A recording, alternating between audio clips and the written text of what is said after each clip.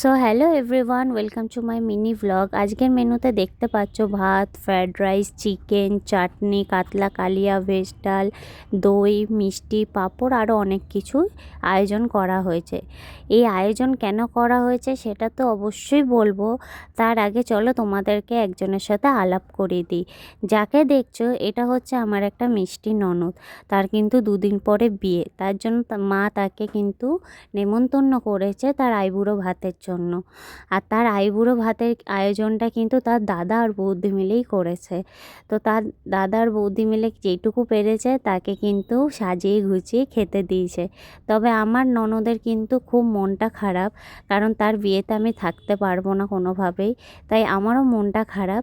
তবে তাকে যেইভাবে হোক খুশি করার চেষ্টা করেছি তাই আইবুড়ো ভাতটা দিয়ে, সে কিন্তু খুশি হয়েছে। আর আমার মা তাকে এই চুড়িদারটা দিয়েছে, সেই চুড়িদারটা পেয়েও কিন্তু খুব খুশি হয়েছে।